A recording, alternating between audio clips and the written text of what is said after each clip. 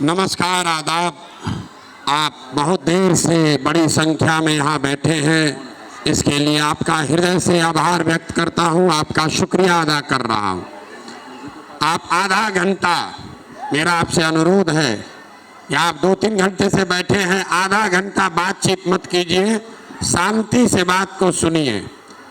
हम कोई नेता नहीं हैं, आपसे वोट नहीं मांगेंगे, वोट नहीं मांगते हैं। हमारा तो कोई दल ही नहीं है तो वोट कैसे मांगेंगे। मेरा ही नाम है प्रशांत किशोर। बिहार के एक साधारण परिवार के लड़के हैं। हमारे दादा बैलगाड़ी चलाते थे, मजदूर थे। अपने 8-9 बच्चों में से सब ने मजदूरी करके हमारे बाबूजी को पढ़ाया। हमारे बाबूजी डॉक्टर बन गए। हमारे माँ बाप ने हमको पढ़ाया है तो आज खड़े होकर आपके सामने हम भाषण दे रहे हैं। ये दिखाता है कि तालीम में कितनी बड़ी ताकत है। आप ही के इलाके के भाई साहब अभी खड़े होकर डीजीपी, बहुत बड़े पुलिस के अधिकारी रहे हैं। उससे पहले डॉक्टर साहब ने बोला, ये सब इसी इलाके के लोग हैं। आपके इनके में फर्क क्या है? इनको इनके माँ बाप ने किसी भी तरीके से पेट काट के भी पढ़ाई दे दी। एक बार तालीम मिल गया तो इनको इसी व्यवस्था से ऊपर उठने में कोई नहीं रोक सका। तो हम वोट नहीं मांगेंगे। आपको अभी आधे घंटे में गरीबी से निकलने का रास्ता बताएंगे। आप उसको सुनिए, समझिए, ठीक लगे तो अपनाइए और ना ठीक लगे तो जैसे जिंदगी चल रहा है वैसे चलाइए। देखिए, आपको जो भी नेता आता है वो एक दूसरे के बारे में शिकायत करता है। यहाँ पर बैठे हुए लोग, कोई भाजपा को शिकायत करेगा, कोई कांग्रेस की शिकायत करेगा, कोई लालू जी को दोषी मानेगा, कोई नीतीश जी को दोष देगा। हम जन स्वराज में बिल्कुल उल्टा बात बता रहे हैं।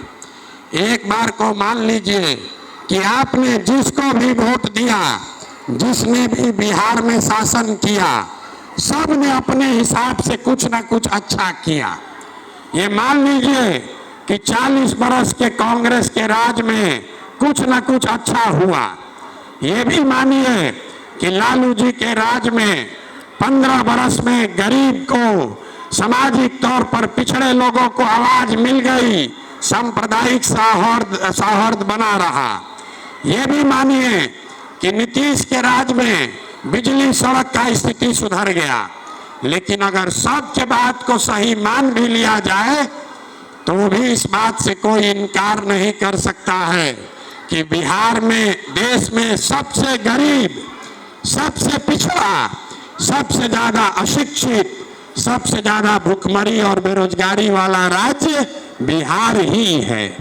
इसका मतलब है कि गलती किसी एक नेता में नहीं है, गलती ऐसी है जो आपके हमारे पकड़ में नहीं आ रही है। तो गलती कहाँ है ये आपको बताएंगे और वो रास्ता बताएंगे जिसको आप सीख लीजिए। तब वोट जिसको देना है दे दीजिए। लेकिन प्रशांत किशोर आपको विश्वास दिलाकर जा रहे हैं, अगर जैसे बताएंगे वैसे वोट दीजिएगा।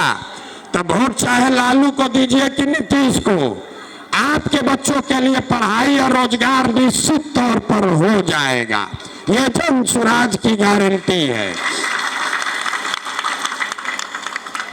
सबसे पहले आप ये समझिए कि आपकी इतनी गरीबी बदहाली है क्यों।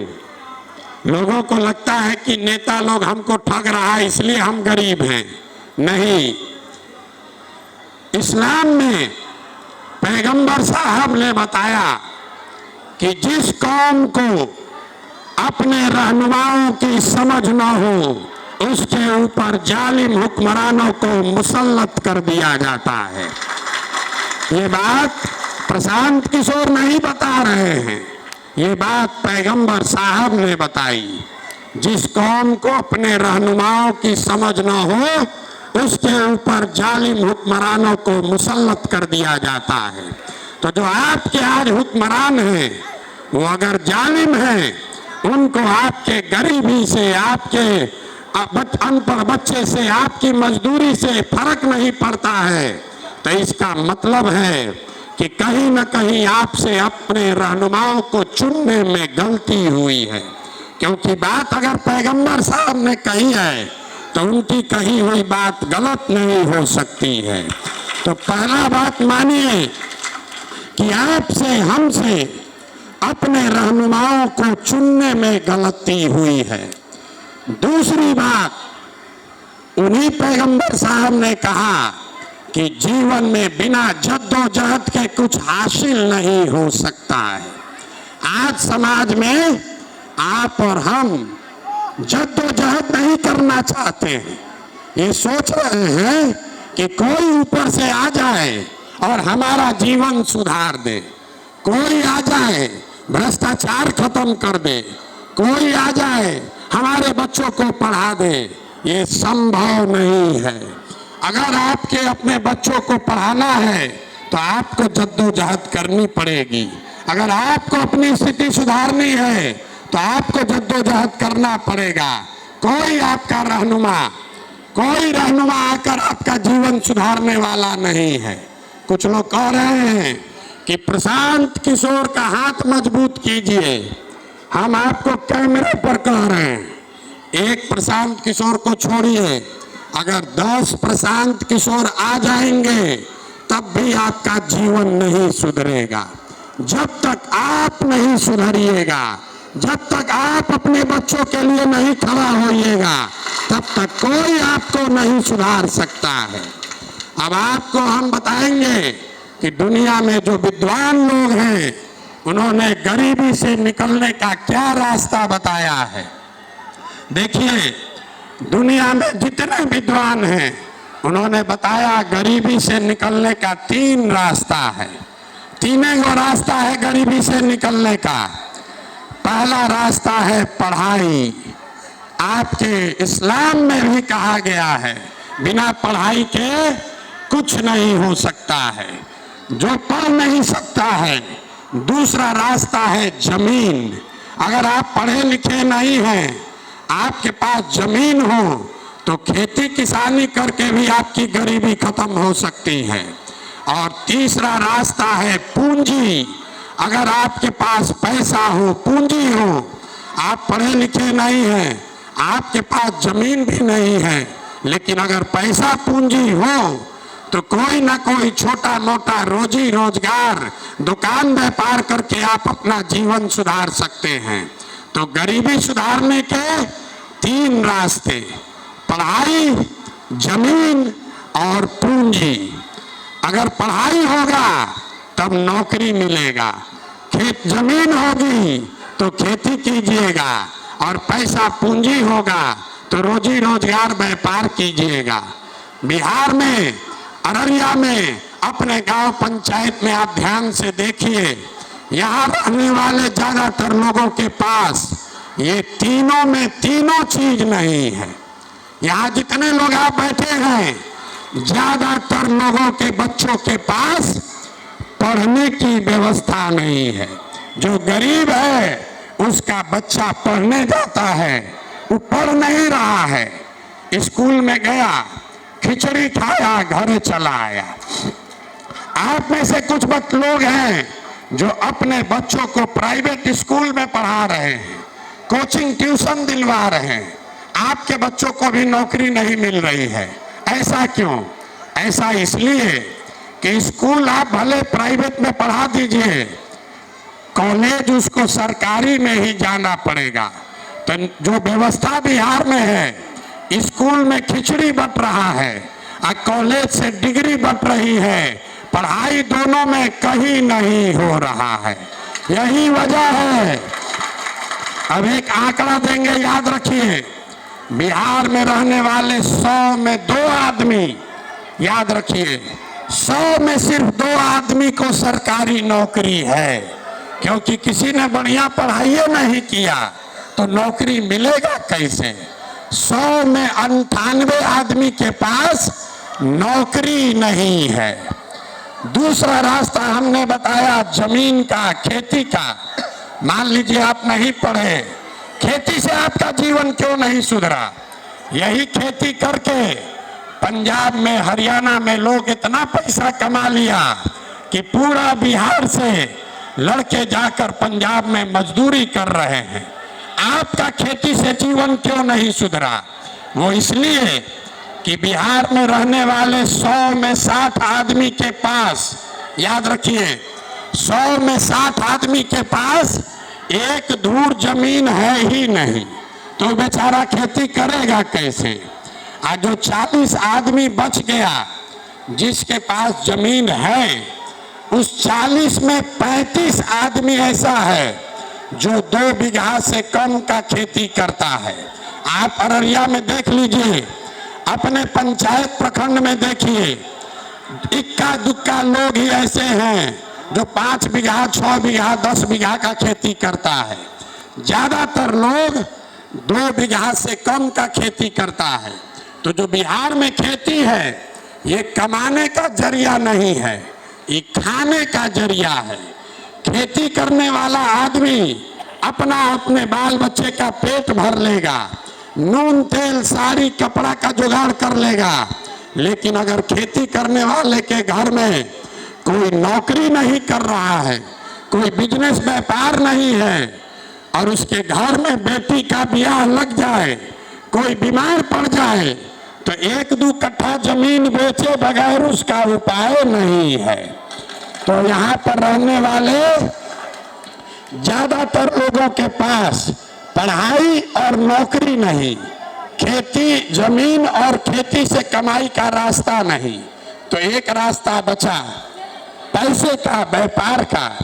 अगर आपके पास पैसा होता, कोई आपको कर्ज दे दे, 50,000, 1 लाख रुपया दे दे, तो यहाँ बैठी हुई जितनी माता बहन बैठी हैं, जितने युवा साथी हैं, कुछ न कुछ रोजी रोजगार आप कर लेते। कुछ नहीं करते, 4 गो गाय भैंस पाल लेते, कोई अंडा का, मुर्गा का फार्म खोल लेता, कोई कपड़ा का, सीमेंट का, खाद का दुकान खोल लेते। ये काम आप क्यों नहीं कर पाते हैं?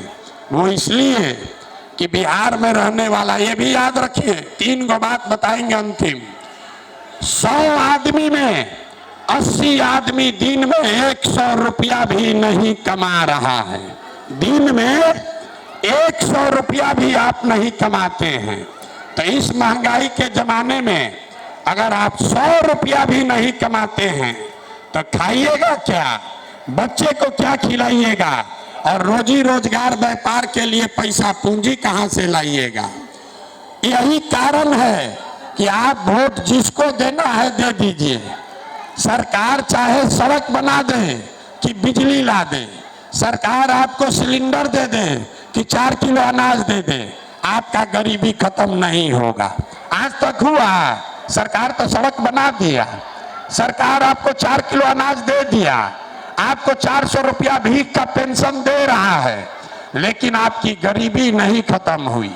गरीबी खत्म तब होगी जब आपके बच्चों के पढ़ने का व्यवस्था हो। गरीबी खत्म तब होगा जब आपको जमीन हो, खेती से कमाई हो। गरीबी खत्म तब होगा जब घर घर महिलाओं को, युवाओं को सरकार कर्ज दे, पैसा दे, ताकि आप अपने हुनर से, मेहनत से कोई ना कोई रोजी रोजगार कर सके। यही 3 रास्ता है। अब इसको कैसे होगा? अब आप पूछिएगा भैया ये बात तो समझ में आ गया, पढ़ाई चाहिए, खेती से कमाई चाहिए, और रोजी रोजगार के लिए पैसा पूंजी चाहिए। होगा कैसे? यही आपको बताएंगे। अभी 5 मिनट में आपको आपके आंख के सामने दिखाएंगे कि ये तीनों चीज आपके बच्चों को कैसे मिलेगा। इतने आपको समझना है। अब जिसको जिसको समझना है, अब उससे हम सवाल पूछेंगे। यहाँ से एक सवाल पूछेंगे, भाषण नहीं सुनना है, आप सीखने आए हैं। मैं सवाल पूछूंगा, आपको अपनी जगह से हाँ या ना बोलना है हाथ उठाकर, और 5 मिनट में आपको दिखेगा कि कैसे आप वोट जिसको मन है उसको दीजिएगा, लेकिन आपके बच्चों को रोजगार, पढ़ाई मिलेगा। इसीलिए ये अभियान चला रहे हैं।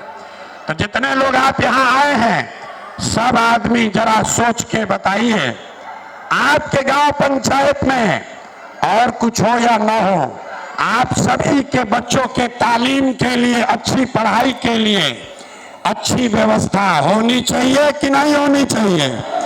एक एक आदमी को हाथ उठाकर जोर से बोलना है, तभी बुझाएगा। पढ़ाई का व्यवस्था होना चाहिए कि नहीं होना चाहिए? जोर से बोलिए, होना चाहिए कि नहीं होना चाहिए? होना चाहिए। देखिए यहाँ के लोग कितने समझदार हैं। जो पढ़ा लिखा है या अनपढ़, आप मुसलमान हैं या हिंदू, अगड़े हैं या पिछड़े, गरीब या अमीर, महिला पुरुष बुजुर्ग युवा, सब ने कहा कि न भैया पढ़ने का व्यवस्था तो होना ही चाहिए, क्योंकि आपको ये समझ है कि अगर आपके बच्चे पढ़ेंगे उससे उसका जीवन सुधरेगा। तो आप जितना समझदार लोग आए हैं, आपकी बर्बादी का पहला कारण अभी दिखाते हैं। सब आदमी एक बार जरा अपने अपने बच्चों का चेहरा याद कर लीजिए और अपने बच्चों के नाम पर एक बार ईमानदारी से बताइए, आप में से किसने जीवन में एक बार भी अपने बच्चों के पढ़ाई के लिए वोट दिया है? देखिए देखिए, जिसने दिया है खाली वो बताइए। देखिए पूरा गांव का दुर्दशा देखिए। आप कह रहे हैं कि हमको नेता ठग रहा है। अभी कितना जोर से बोले हैं, ए भैया पढ़ाई होना चाहिए। आज जीवन में कभी पढ़ाई के लिए वोटें नहीं दी, नेता के लिए नहीं, अपने बच्चों के वोट के लिए, अपने बच्चों के पढ़ाई के लिए वोट नहीं दिए। तो जो ताला खोलना है उसका चाबी लगाइएगा नहीं तो खुलेगा कैसे? अब कोई खड़ा होके कहेगा कि भाई बिहार में तो सब नेता चोरे हैं, इसका क्या गारंटी है कि पढ़ाई के लिए वोट देंगे तो पढ़ाई मिलेगा, रोजगार के लिए वोट देंगे तो रोजगार मिलेगा? किसको वोट दें? हम आपको अभी 2 मिनट 5 मिनट में 3 मिनट हो गया, 2 मिनट में अभी दिखाएंगे कि वोट जिसको देना है दीजिए। जो रास्ता अभी दिखाएंगे उसको सीख लीजिए, आपके बच्चों को रोजगार पढ़ाई मिल जाएगा। अब जिसको जिसको 2 मिनट में रास्ता देखना है, दूसरे सवाल का जवाब दीजिए और बात खत्म करेंगे तो आंख के सामने आपको दिखेगा कि कैसे मिलेगा। सब आदमी जरा सोच के बताइए, आज तक आपने जिसको भी वोट दिया उन नेताओं ने आप लोगों का, आपके बच्चों का काम किया है कि नहीं किया है? हाथ उठाकर एक एक आदमी को बताना है, किया है कि नहीं किया है? जोर से बोलिए, जोर से बोलिए, किया है कि नहीं किया है? नहीं किया है। पूरा गांव का पंचायत बैठा है, सब ने कहा है, अब पीछे नहीं हट सकते हैं, 2 मिनट धीरज रखिए। आपने कहा कि जिसको भी वोट दिए आज तक कोई काम नहीं किया, तो हम गिनवाना शुरू करते हैं। सही बोले तो हाँ बोलिएगा, और गलत बोले तो ना बोलिएगा। बात खत्म होगा, आपको दिखेगा कि पढ़ाई रोजगार कैसे मिलेगा। पूरे बिहार में अररिया आपके गांव पंचायत में भी बहुत सारे लोगों ने 5 किलो अनाज के लालच में मोदी जी को, भाजपा को वोट दिया है। तो बिहार में चाहे जितना चोरी भ्रष्टाचार है, 1 किलो चोरी करके 4 किलो अनाज यहाँ के गरीब को मिल रहा है कि नहीं मिल रहा है? जोर से बोलिए, मिल रहा है कि नहीं मिल रहा है?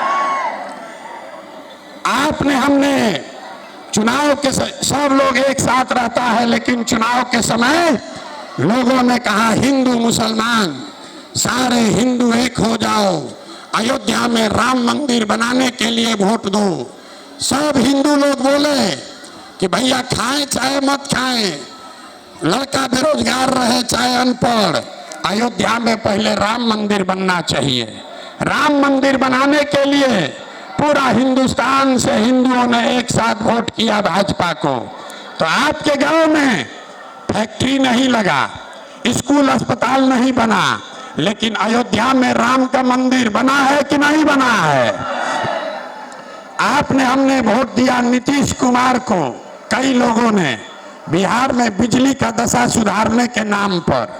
तो नीतीश बाबू के इस बिहार में, इसी बदहाल बिहार में बिजली का बिल 1000 आए कि 800, घरे घरे बिजली आया है कि नहीं आया है? अरे बोलिए, बिजली आया है कि नहीं आया है? आपने हमने वोट दिया बिहार में जाति के नाम पर, अपने अपने जात के नेता को। तो बिहार में आपके बच्चों के पढ़ाई रोजगार का कोई बात करे चाहे मत करे, जाति का बात और जाति का जनगणना पूरा बिहार में हुआ है कि नहीं हुआ है? आपने हमने वोट दिया मोदी जी का कहानी सुन के कि मोदी जी गुजरात में बड़ा विकास किए हैं। तो मोदी जी देश भर का रुपया ले जाके गुजरात में विकास कर रहे हैं, वहां पर फैक्ट्री लगा रहे हैं, और पूरा बिहार से, अररिया से आपके हमारे बच्चे गुजरात में जाकर मजदूरी कर रहे हैं कि नहीं कर रहे हैं? तो कौना बात पर आप लोग वोट दिए हैं जो आप लोग को नहीं मिला? आप लोग तो कहे कि कुछ नहीं मिला, हम गिनवा रहे हैं तो आप कह रहे हैं हाँ भैया अनजवा मिलिए रहा है, बिजली आ गया, सिलेंडर मिल गया, मंदिर बन गया, जाति का चर्चा चल रहा है, गुजरात में बच्चे जाकर मजदूरी कर रहे हैं। अरे बोगे बबूल तो आम कहां से खाओगे? वोट दिए 4 किलो अनाज के लिए, हिंदू मुसलमान के लिए, तो आपके बच्चों को पढ़ाई और रोजगार कैसे मिलेगा? अगर तुमने वोट दिया 4 किलो अनाज के लिए तो अनाज मिला, मंदिर के लिए वोट दिए तो मंदिर बना, गुजरात में विकास के लिए वोट दिए तो गुजरात में विकास हुआ, बिहार में बिजली के लिए वोट दिए तो बिजली आया। इसी तरह अगर अपने बच्चों के पढ़ाई और रोजगार के लिए वोट दोगे तो चाहे नीतीश को दो, लालू को दो, प्रशांत किशोर को दो, आपके बच्चों को पढ़ाई और रोजगार भी मिलेगा। ये लोकतंत्र में आपके वोट की ताकत है। अभी आपने अपने बच्चों के नाम पर कहा है कि भैया हम लोग जीवन में कभी पढ़ाई या रोजगार के लिए वोट नहीं दिए, तो जिस चीज के लिए वोट दिए वो मिला, जिसके लिए वोट नहीं दिए वो नहीं मिला। यही बताने के लिए घूम रहे हैं। जब तक आप नहीं सुधरिएगा कोई नहीं सुधार सकता है। लोग कहता है कि बात तो ठीक है भैया, लेकिन बिहार में बड़ा भ्रष्टाचार है। अरे मुखिया जी नाली गली नहीं बनवा रहे हैं, राशन कार्ड बनाने में 2000-2500 घूस लगता है, इंदिरा आवास तो मिलिए नहीं रहा है, मिलेगा तो 20,000-25,000 घूस लगेगा। हम आपको बता रहे हैं ये मुखिया का गलती नहीं है। याद कीजिए अभी 2 बरस पहले मुखिया का चुनाव हुआ, जब मुखिया का चुनाव था 500-500 रुपया लेकर वोट बेचे आप, मुर्गा भात खाकर वोट दिए आप, जाति के नाम पर पाउच पीकर वोट दिए आप, तो आपका मुखिया चोर नहीं होगा तो हरिश्चंद्र होगा। बिहार में हर आदमी सोच रहा है, बिहार में हर आदमी सोच रहा है कि हम लूट के अपना घर भर लें और समाज में सब ईमानदार हो जाए। ये कभी हो सकता है? अरे जब समाज चोर है तो नेता ईमानदार कहां से पैदा होगा? मुखिया आपको 500 रुपया चुराने का मौका मिला तो आप 500 रुपया का चोरी किए, मुखिया को 5000 चुराने का अवसर है, आपसे 5000 ले रहा है। विधायक सांसद 50,000 चोरी कर सकता है तो 50,000 लूट रहा है। आपको ये समझना है कि अगर 500 रुपया लेके वोट दोगे तो आपके बच्चों के लिए पढ़ाई रोजगार नहीं मिलेगा। आपने अपना ईमान बेच दिया, अपना वोट बेच दिया और अपने बच्चों का भविष्य भी बेच दिया। यही बताने आए हैं। लोग कहता है सब बात सुनने के बाद कि भैया बिहार में तो विकल्प नहीं है, क्या करें? यहाँ जितने हमारे मुसलमान भाई बैठे हुए हैं, आपकी दुर्दशा हम अपनी आंखों से देख कर आ रहे हैं। 5000 गांव में गए हैं और हर दिन मंच से कहते हैं कि बिहार में दलितों के बाद सबसे ज्यादा गरीब, सबसे ज्यादा फटहाल, सबसे ज्यादा बदहाल अगर कोई है तो मुसलमान भाई हैं। और आप 30 बरस से भाजपा के डर से लालटेन का बंधुआ मजदूरी कर रहे हैं। जब हम गांव में जाते हैं, मुसलमानों के गांव में, लोग कहता है कि भैया देखिए सड़क कितना खराब है, माँ बहन को अगर प्रसव का पीड़ा हो जाए आधा जान तो अस्पताल पहुंचने से पहले निकल जाता है। महिलाएं बताती हैं नाली गली भैया नहीं है, कोई देखने वाला नहीं है, पानी नहीं निकल रहा है। लोग बताते हैं घर में कोई बीमार पड़ जाए कोई अस्पताल दवा डॉक्टर नहीं है। तो मेरे भाई आपको मेरा जवाब है, अभी 2 महीना पहले तक सड़क का मंत्री कौन था? तेजस्वी यादव। आपके गांव में सड़क बनाया? नहीं बनाया। नाली गली का मंत्री कौन था? ग्रामीण कार्य मंत्री तेजस्वी यादव। कोई नाली गली बना? नहीं बना। अस्पताल का मंत्री कौन था? तेजस्वी यादव। कोई बना अस्पताल दवा डॉक्टर आया? नहीं आया। और इसमें कोई तेजस्वी यादव का गलती नहीं है। गलती यह है कि उन्होंने कुछ नहीं किया। अब फिर चुनाव आया तो जितने मुसलमान भाई हैं वो भाजपा के डर से उसी तेजस्वी यादव को जाके फिर वोट दिए हैं। तो आपको वही याद दिलाने आया हूं जहां से हमने शुरू किया, जो पैगंबर साहब ने कहा कि अगर गलत रहनुमाओं को चुनोगे तो आपके ऊपर जालिम हुक्मरानों का शासन रहेगा ही रहेगा। तेजस्वी ने सड़क नहीं बनाया, ये उसकी गलती नहीं है। गलती ये है कि सड़क नहीं बनाने के बाद भी, अस्पताल नहीं बनाने के बाद भी आप उसको जाकर वोट देते हैं। और मुसलमान यहाँ अकेले नहीं है, यहाँ भाजपा के बहुत वोटर लोग हैं, मोदी जी का भक्त लोग हैं। 2014 में मोदी जी का झंडा हम ही उठाए थे।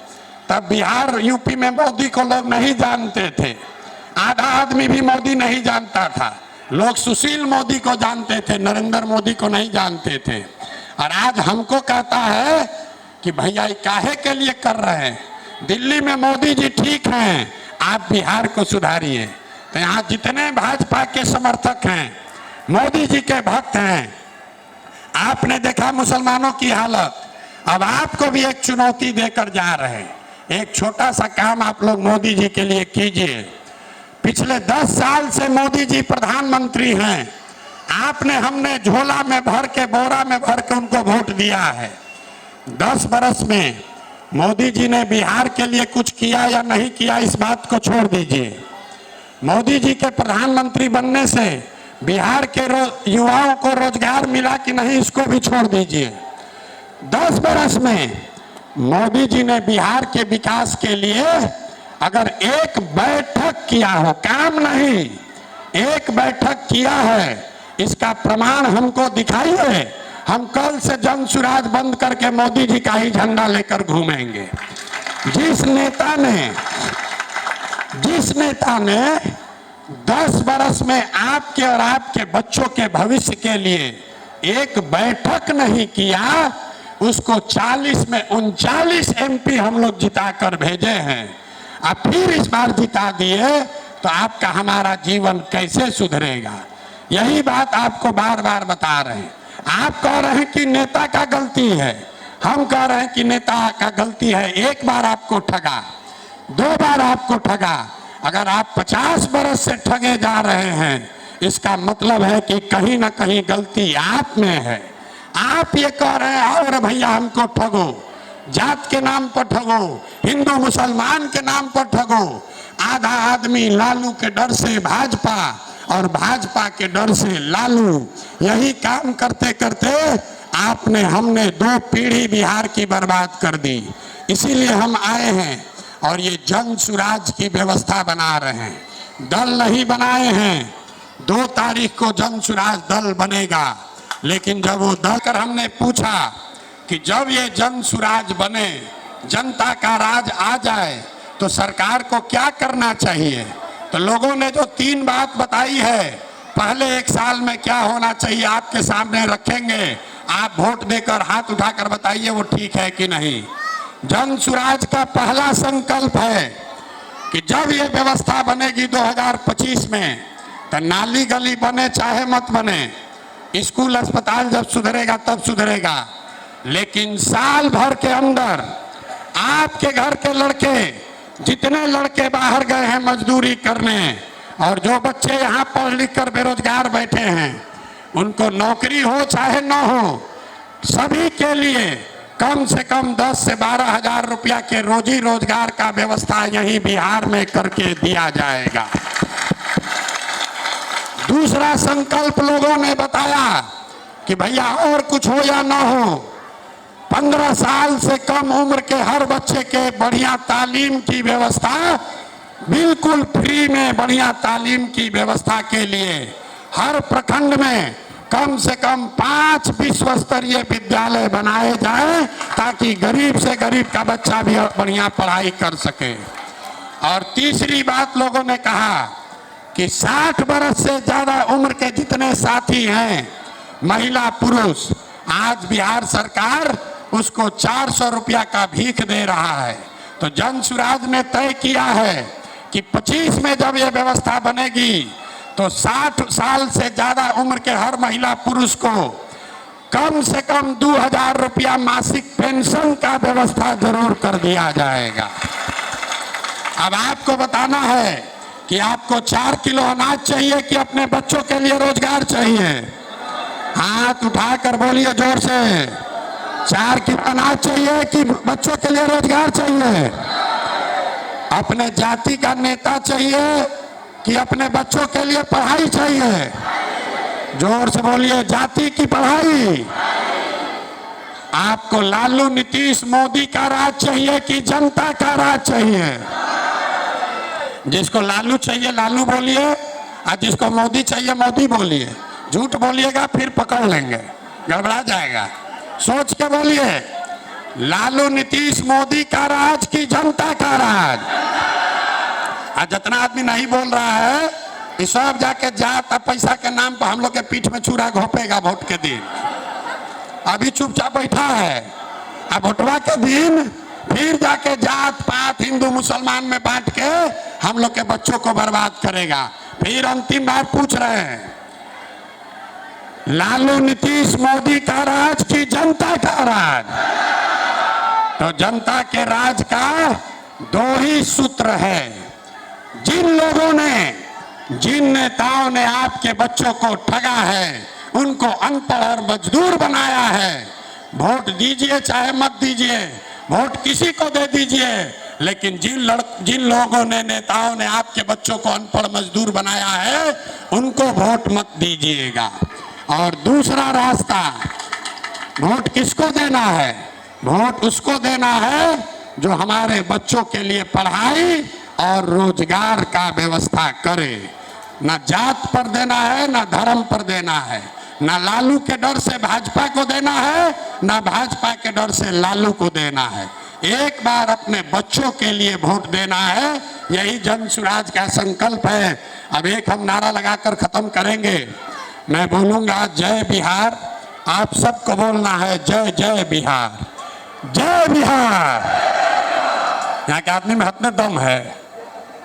जय बिहार, जय बिहार। लोग कह रहा है, ए भाई इतना बढ़िया बढ़िया बतिया रहे हैं, अपने लिए क्या चाहते हैं? दल बनाएंगे तो नेता नहीं बनेंगे, तो पैदल पैदल अपना पैसा लगा के दे खपा के काहे चल रहे हैं? कुछ लोग कह रहा है कि हम बिहार का मुख्यमंत्री बनने आए हैं। आप हमको नहीं जानते, हम इतना छोटा सपना लेकर पैदा नहीं हुए हैं। एगो दुगो नहीं 10 गो मुख्यमंत्री बनाए। ये मुख्यमंत्री बनने के लिए इतनी मेहनत नहीं कर रहे। 2 बरस से घर परिवार छोड़ के गांव गांव में पैदल इसलिए चल रहे हैं कि इस मिट्टी का कर्ज है, और ये सपना लेकर आए हैं कि अपने जीवन काल में एक ऐसा भी दिन देखें जब हरियाणा, गुजरात, पंजाब, महाराष्ट्र से लड़के आकर बिहार में रोजी रोजगार करें तब मानेंगे कि बिहार में विकास हुआ है। होना चाहिए कि नहीं होना चाहिए? तो एक संकल्प लेकर जाइए, आधा पेट खाइए लेकिन अपने बच्चों को पढ़ाइए। आपके बच्चे जब नहीं पढ़ेंगे तो दुनिया कहीं चली जाए, आपके बच्चों का भला नहीं होगा। तो हमको अपना दुआ और आशीर्वाद दीजिए। 2 बरस में ये व्यवस्था बना कर देंगे कि आपके बच्चों को पढ़ाई रोजगार के लिए कहीं जाना नहीं पड़ेगा। और इस 2 बरस में आप अपने बच्चों को पढ़ाना शुरू कीजिए ताकि जब व्यवस्था बने तो आपका बच्चा पीछे न छूट जाए। अगर आपको 4 का बच्चा है, बहुत गरीब हैं, सबको नहीं पढ़ा सकते हैं, एक को भी पढ़ाइए लेकिन पढ़ाइए। एक बच्चा भी आपका पढ़ गया तो पूरे परिवार को गरीबी से निकाल लेगा। कोई नेता आकर आपको ये बात नहीं कहेगा, क्योंकि नेता जानता है कि जिस दिन आपका बच्चा पढ़ लिख गया, आप हिंदू मुसलमान 4 किलो अनाज पर उसको वोट नहीं दीजिएगा। इसीलिए इन नेताओं ने आपके पूरे बिहार को अनपढ़ मजदूर बना दिया है ताकि आप खिचड़ी के लिए आपके बच्चे लाइन में लगे और 4 किलो अनाज के लिए आपको लाइन में लगना पड़े। इस स्थिति को बदलिए। ये ताकत सिर्फ और सिर्फ आपके उंगली में है। जब तक आप बटन नहीं दबाइएगा कोई राजा नहीं बन सकता है। अपनी ताकत को समझिए और अपनी ताकत का इस्तेमाल अपने बच्चों के जीवन को सुधारने के लिए कीजिए। बहुत बहुत धन्यवाद। आप में से किसी भी भाई